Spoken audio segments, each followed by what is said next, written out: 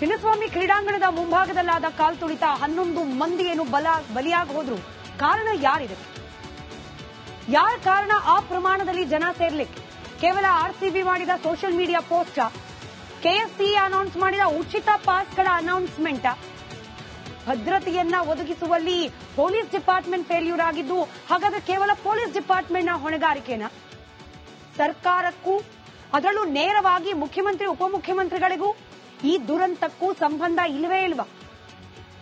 ಇವತ್ತು ಮಧ್ಯಾಹ್ನದವರೆಗೂ ಕೂಡ ಸಿದ್ದರಾಮಯ್ಯನವರು, ಡಿಕೆ ಶಿವಕುಮಾರ್ ಅವರು ಕೊಡ್ತಿದ್ದ ಹೇಳಿಕೆ ಕೆಎಸ್ಸಿಎ ಅರೇಂಜ್ಮೆಂಟ್ ಮಾಡಿತ್ತು. ಸರ್ಕಾರದ ಕಡೆಯಿಂದ ಕೇವಲ ವಿಧಾನಸೌಧದ ಗ್ರ್ಯಾಂಡ್ ಸ್ಟೇರ್ಸ್ ಮೇಲೆ ಒಂದು ಕಾರ್ಯಕ್ರಮ ಇತ್ತು. ಈ ಪ್ರಮಾಣದಲ್ಲಿ ಜನ ಸೇರ್ತಾರೆ ಅಂತ ಹೇಳಿ ನಮಗ್ ಗೊತ್ತೇ ಇರಲಿಲ್ಲ. ಜನನ ಕರೆದಿದ್ದು ಆರ್ಸಿಬಿ ಅವರು, ಕಾರ್ಯಕ್ರಮವನ್ನ ಆಯೋಜನೆ ಮಾಡಿದ್ದು ಕೆಎಸ್ಸಿಎ ಅವರು. ಪೊಲೀಸ್ ಇಲಾಖೆ ಪರ್ಮಿಷನ್ ಕೊಟ್ಟಿರಲಿಲ್ಲ, ಆದ್ರೂ ಮಾಡಿಬಿಟ್ರು, ಜನ ಸೇರಬಿಟ್ರು. ಹಿಂಗೊಂದು ಘಟನೆ ಆಗ್ಬಾರ್ದಾಗಿತ್ತು. ಹಂಗೂ ನೋಡಿ ನಾವು ಸರ್ಕಾರ ಎಷ್ಟು ನಿಯತ್ತಲ್ಲಿ ಕೆಲಸ ಮಾಡ್ತಿದೀವಿ. ಯಾರೆಲ್ಲ ಭದ್ರತೆಯನ್ನ ಒದಗಿಸುವಲ್ಲಿ ಫೇಲ್ಯೂರ್ ಆದ್ರೂ ಅವರೆಲ್ಲ ಪೊಲೀಸರನ್ನ ಕಮಿಷನರ್ ಅಂತ ಕಮಿಷನರ್ನೇ ಸಸ್ಪೆಂಡ್ ಮಾಡ್ಬಿಟ್ಟಿದೀವಿ ನಾವು. ಅಲ್ಲಿಗೆ ಕಾಂಗ್ರೆಸ್ ಸರ್ಕಾರ ಜನರ ಪರವಾದ ಸರ್ಕಾರ, ಮುಖ್ಯಮಂತ್ರಿಗಳು ಜನರ ಪರವಾಗಿ ಮಿಡಿಯುವ ಮುಖ್ಯಮಂತ್ರಿಗಳು, ಉಪಮುಖ್ಯಮಂತ್ರಿಗಳು ಹೈಪರ್ ಆಕ್ಟಿವ್ ಉಪಮುಖ್ಯಮಂತ್ರಿಗಳು, ಹೀಗೆ ಸ್ಟೇಟ್ಮೆಂಟ್ ಅನ್ನ ಕೊಡ್ತಾ ಇದ್ದ ಮುಖ್ಯಮಂತ್ರಿಗಳು ಉಪಮುಖ್ಯಮಂತ್ರಿಗಳು ಕೂಡ ಸಮಾನ ದೋಷಿತರು ಅಂತ ಹೇಳಿ ಸಾಬೀತಾಗ್ತಾ ಇದೆ. ಮೊನ್ನೆ ನಡೆದ ಈ ಕರಾಳ ಕಾಲ್ತುಳಿತ ಪ್ರಕರಣ, ಇದರ ಕಾರಣವನ್ನ ಹುಡುಕ್ತಾ ಹೋದಾಗ ಒಂದೊಂದೇ ಕರಾಳ ಸತ್ಯಗಳು ಹೊರಬೀಳ್ತಾ ಇದೆ. ಸಿಎಂ ಡಿಕೆ ಶಿವಕುಮಾರ್ ನೀಡಿದ ಅದೊಂದು ಹೇಳಿಕೆ, ಡಿಕೆ ಶಿವಕುಮಾರ್ ಅವರ ಅದೊಂದು ಹೇಳಿಕೆನೆ ಕಾಲ್ತುಳಿತ ಸಂಭವಿಸೋಕೆ ಅದು ಕೂಡ ಕಾರಣವಾಗೋಯ್ತಾ ಅನ್ನೋ ಪ್ರಶ್ನೆ ಉದ್ಭವಿಸಿದೆ. ಈ ಬಗ್ಗೆ ಒಂದು ರಿಪೋರ್ಟ್ ನಿಮ್ಮ ಮುಂದೆ.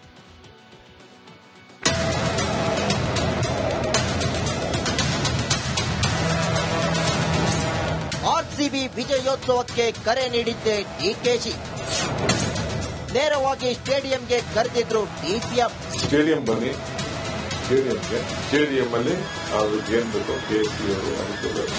ಚಿನ್ನಸ್ವಾಮಿ ಕ್ರೀಡಾಂಗಣದ ಬಳಿ ಸಂಭವಿಸಿದ ಕಾಲ್ತುಳಿತ ಪ್ರಕರಣ ಇಡೀ ದೇಶವನ್ನೇ ಬೆಚ್ಚಿ ಬೀಳಿಸಿದೆ. ಆದರೆ ಆರ್ಸಿಬಿ ವಿಜಯೋತ್ಸವಕ್ಕೆ ಕರೆ ನೀಡಿದ್ದೆ ಡಿಸಿಎಂ ಡಿಕೆ ಶಿವಕುಮಾರ್ ಅನ್ನೋ ಸತ್ಯ ಮಠ ಬಯಲಾಗಿದೆ.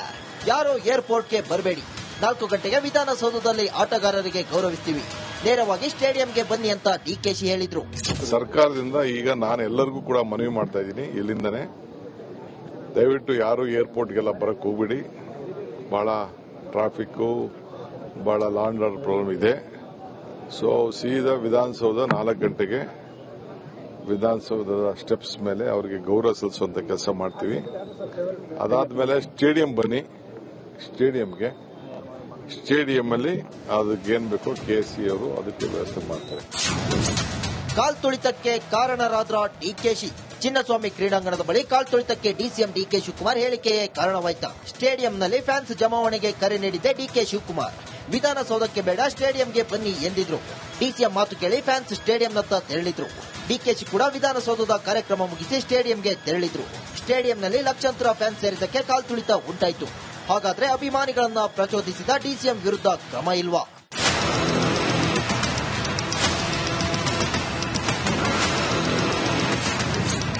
ಆರ್ಸಿಬಿ ಟೀಮ್ ಜೊತೆ ಡಿಸಿಎಂ ಡಿಕೆ ಶಿವಕುಮಾರ್, ಮೊಮ್ಮಗನ ಜೊತೆ ಸಿಎಂ ಸಿದ್ದರಾಮಯ್ಯ ಜಾಲಿ. ಅತ್ತ ಆರ್ಸಿಬಿ ಟೀಮ್ ಜೊತೆ ಡಿಕೆಶಿ ಸಂಭ್ರಮಾಚರಣೆ ಮಾಡುತ್ತಿದ್ರೆ, ಇತ್ತ ಮೊಮ್ಮಗನ ಜೊತೆ ಸಿಎಂ ಸಾಹೇಬ್ರು ಮಸಾಲೆ ದೋಸೆ ಸವಿತಿದ್ರು ಅಂತ ಕೇಂದ್ರ ಸಚಿವ ಎಚ್.ಡಿ. ಕುಮಾರಸ್ವಾಮಿ ಸ್ಫೋಟಕ ಆರೋಪ ಮಾಡಿದ್ದಾರೆ. ನಮ್ಮ ಸಿಎಂ ಅವರು ಇಷ್ಟೆಲ್ಲ ಸಾವು ನೋವಾಗಿ 30-40 ಜನ ಆಸ್ಪತ್ರೆಗೆ ಅಡ್ಮಿಟ್ ಆಗವ್ರೆ. ಅವ್ರ ಮೊಮ್ಮಗನ್ ಕರ್ಕೊಂಡು ಜನಾರ್ದನ ಹೋಟೆಲ್ ಬಾಸುಂದಿನೋ ಮಸಾಲೆ ದೋಸೆನೋ ಸವಿಯಾಗಿ ಬಿಡ್ತಾರೆ. ಸ್ಟೇಡಿಯಂ ಹೊರಗೆ ಶವಗಳು ಬೀಳುತ್ತಿದ್ರು. ಸಿಎಂ ಡಿಸಿಎಂ ಫೋಟೋ ಶೂಟ್ನಲ್ಲಿ ಬ್ಯುಸಿಯಾಗಿದ್ರು. ಅವರಿಬ್ರು ರಾಜೀನಾಮೆ ಕೊಡಲಿ ಎಂದು ವಿಪಕ್ಷಗಳು ಆಗ್ರಹಿಸುತ್ತಿವೆ. ಆದ್ರೆ ಕರೆದರೂ ಹೋದೆ, ನನಗೂ ಸಾವಿಗೂ ಸಂಬಂಧವಿಲ್ಲವೆಂದು ಡಿಸಿಎಂ ಡಿಕೆ ಶಿವಕುಮಾರ್ ಮತ್ತೆ ವರಸೆ ಬದಲಿಸಿದ್ದಾರೆ. ನಾನೇನೋ ಕ್ರೈಮ್ ಮಾಡಿದ್ದೆ ಎಂದು ವಿಪಕ್ಷಕ್ಕೆ ಸವಾಲು ಹಾಕಿದ್ದಾರೆ. Bureau report, republic Kannada. Chinnaswamy ಕ್ರೀಡಾಂಗಣದ ಮುಂಭಾಗದಲ್ಲಾದ ಕಾಲ್ತುಳಿತ 11 ಮಂದಿ ಏನು ಬಲಿಯಾಗಿ ಹೋದ್ರು. ಕಾರಣ ಯಾರಿದೆ? ಯಾರ ಕಾರಣ ಆ ಪ್ರಮಾಣದಲ್ಲಿ ಜನ ಸೇರ್ಲಿಕ್ಕೆ? ಕೇವಲ ಆರ್ಸಿಬಿ ಮಾಡಿದ social media post, KSCA announce ಮಾಡಿದ ಉಚಿತ ಪಾಸ್ಗಳ ಅನೌನ್ಸ್ಮೆಂಟ್, ಭದ್ರತೆಯನ್ನ ಒದಗಿಸುವಲ್ಲಿ ಪೊಲೀಸ್ ಡಿಪಾರ್ಟ್ಮೆಂಟ್ ಫೇಲ್ಯೂರ್ ಆಗಿದ್ದು, ಹಾಗಾದ್ರೆ ಕೇವಲ ಪೊಲೀಸ್ ಡಿಪಾರ್ಟ್ಮೆಂಟ್ನ ಹೊಣೆಗಾರಿಕೆನ? ಸರ್ಕಾರಕ್ಕೂ ಅದರಲ್ಲೂ ನೇರವಾಗಿ ಮುಖ್ಯಮಂತ್ರಿ ಉಪಮುಖ್ಯಮಂತ್ರಿಗಳಿಗೂ ಈ ದುರಂತಕ್ಕೂ ಸಂಬಂಧ ಇಲ್ಲವೇ ಇಲ್ವಾ? ಇವತ್ತು ಮಧ್ಯಾಹ್ನದವರೆಗೂ ಕೂಡ ಸಿದ್ದರಾಮಯ್ಯನವರು ಡಿಕೆ ಶಿವಕುಮಾರ್ ಅವರು ಕೊಡ್ತಿದ್ದ ಹೇಳಿಕೆ ಕೆಎಸ್ಸಿಎ ಅರೇಂಜ್ಮೆಂಟ್ ಮಾಡಿತ್ತು. ಸರ್ಕಾರದ ಕಡೆಯಿಂದ ಕೇವಲ ವಿಧಾನಸೌಧದ ಗ್ರ್ಯಾಂಡ್ ಸ್ಟೇರ್ಸ್ ಮೇಲೆ ಒಂದು ಕಾರ್ಯಕ್ರಮ ಇತ್ತು. ಈ ಪ್ರಮಾಣದಲ್ಲಿ ಜನ ಸೇರ್ತಾರೆ ಅಂತ ಹೇಳಿ ನಮಗ್ ಗೊತ್ತೇ ಇರಲಿಲ್ಲ. ಜನನ ಕರೆದಿದ್ದು RCB ಅವರು, ಕಾರ್ಯಕ್ರಮವನ್ನ ಆಯೋಜನೆ ಮಾಡಿದ್ದು ಕೆಎಸ್ಸಿಎ ಅವರು. ಪೊಲೀಸ್ ಇಲಾಖೆ ಪರ್ಮಿಷನ್ನೇ ಕೊಟ್ಟಿರಲಿಲ್ಲ, ಆದ್ರೂ ಮಾಡಿಬಿಟ್ರು, ಜನ ಸೇರಬಿಟ್ರು. ಹಿಂಗೊಂದು ಘಟನೆ ಆಗಬಾರ್ದಾಗಿತ್ತು. ಹಂಗೂ ನೋಡಿ ನಾವು ಸರ್ಕಾರ ಎಷ್ಟು ನಿಯತ್ತಲ್ಲಿ ಕೆಲಸ ಮಾಡ್ತಿದೀವಿ. ಯಾರೆಲ್ಲ ಭದ್ರತೆಯನ್ನ ಒದಗಿಸುವಲ್ಲಿ ಫೇಲ್ಯೂರ್ ಆದ್ರೂ ಅವರೆಲ್ಲ ಪೊಲೀಸರನ್ನ ಕಮಿಷನರ್ ಅಂತ ಕಮಿಷನರ್ನೇ ಸಸ್ಪೆಂಡ್ ಮಾಡ್ಬಿಟ್ಟಿದೀವಿ ನಾವು. ಅಲ್ಲಿಗೆ ಕಾಂಗ್ರೆಸ್ ಸರ್ಕಾರ ಜನರ ಪರವಾದ ಸರ್ಕಾರ, ಮುಖ್ಯಮಂತ್ರಿಗಳು ಜನರ ಪರವಾಗಿ ಮಿಡಿಯುವ ಮುಖ್ಯಮಂತ್ರಿಗಳು, ಉಪಮುಖ್ಯಮಂತ್ರಿಗಳು ಹೈಪರ್ ಆಕ್ಟಿವ್ ಉಪಮುಖ್ಯಮಂತ್ರಿಗಳು. ಹೀಗೆ ಸ್ಟೇಟ್ಮೆಂಟ್ ಅನ್ನ ಕೊಡ್ತಾ ಇದ್ದ ಮುಖ್ಯಮಂತ್ರಿಗಳು ಉಪಮುಖ್ಯಮಂತ್ರಿಗಳು ಕೂಡ ಸಮಾನ ದೋಷಿತರು ಅಂತ ಹೇಳಿ ಸಾಬೀತಾಗ್ತಾ ಇದೆ. ಮೊನ್ನೆ ನಡೆದ ಈ ಕರಾಳ ಕಾಲ್ತುಳಿತ ಪ್ರಕರಣ, ಇದರ ಕಾರಣವನ್ನ ಹುಡುಕ್ತಾ ಹೋದಾಗ ಒಂದೊಂದೇ ಕರಾಳ ಸತ್ಯಗಳು ಹೊರಬೀಳ್ತಾ ಇದೆ.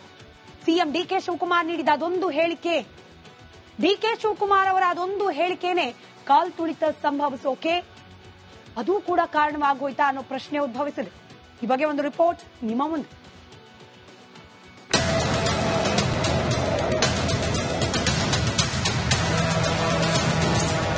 RCB ವಿಜಯೋತ್ಸವಕ್ಕೆ ಕರೆ ನೀಡಿದ್ದೆ ಡಿಕೆಶಿ, ನೇರವಾಗಿ ಸ್ಟೇಡಿಯಂಗೆ ಕರೆದಿದ್ರು DCM.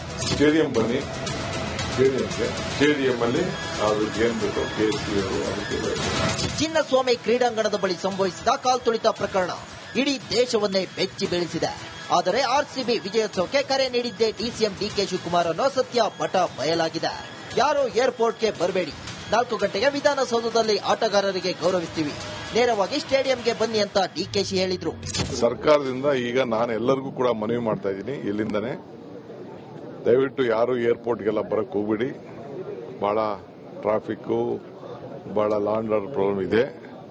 ಸೊ ಸೀದಾ ವಿಧಾನಸೌಧ 4 ಗಂಟೆಗೆ ವಿಧಾನಸೌಧದ ಸ್ಟೆಪ್ಸ್ ಮೇಲೆ ಅವರಿಗೆ ಗೌರವ ಸಲ್ಲಿಸುವಂತ ಕೆಲಸ ಮಾಡ್ತೀವಿ. ಅದಾದ್ಮೇಲೆ ಸ್ಟೇಡಿಯಂ ಬನ್ನಿ, ಸ್ಟೇಡಿಯಂ ಅಲ್ಲಿ ಅದಕ್ಕೆ ಏನ್ ಬೇಕೋ KSC ಅವರು ಅದಕ್ಕೆ ವ್ಯವಸ್ಥೆ ಮಾಡ್ತಾರೆ. ಕಾಲ್ತುಳಿತಕ್ಕೆ ಕಾರಣರಾದ್ರ ಡಿಕೆಶಿ, ಚಿನ್ನಸ್ವಾಮಿ ಕ್ರೀಡಾಂಗಣದ ಬಳಿ ಕಾಲ್ತುಳಿತಕ್ಕೆ DCM ಡಿಕೆ ಶಿವಕುಮಾರ್ ಹೇಳಿಕೆಯೇ ಕಾರಣವಾಯ್ತಾ? ಸ್ಟೇಡಿಯಂನಲ್ಲಿ ಫ್ಯಾನ್ಸ್ ಜಮಾವಣೆಗೆ ಕರೆ ನೀಡಿದ್ದೆ ಡಿಕೆ ಶಿವಕುಮಾರ್. ವಿಧಾನಸೌಧಕ್ಕೆ ಬೇಡ ಸ್ಟೇಡಿಯಂಗೆ ಬನ್ನಿ ಎಂದಿದ್ರು. DCM ಮಾತು ಕೇಳಿ ಫ್ಯಾನ್ಸ್ ಸ್ಟೇಡಿಯಂನತ್ತ ತೆರಳಿದ್ರು. ಡಿಕೆಶಿ ಕೂಡ ವಿಧಾನಸೌಧದ ಕಾರ್ಯಕ್ರಮ ಮುಗಿಸಿ ಸ್ಟೇಡಿಯಂಗೆ ತೆರಳಿದ್ರು. ಸ್ಟೇಡಿಯಂನಲ್ಲಿ ಲಕ್ಷಾಂತರ ಫ್ಯಾನ್ಸ್ ಸೇರಿದ್ದಕ್ಕೆ ಕಾಲ್ತುಳಿತ ಉಂಟಾಯಿತು. ಹಾಗಾದ್ರೆ ಅಭಿಮಾನಿಗಳನ್ನ ಪ್ರಚೋದಿಸಿದ DCM ವಿರುದ್ಧ ಕ್ರಮ ಇಲ್ವಾ?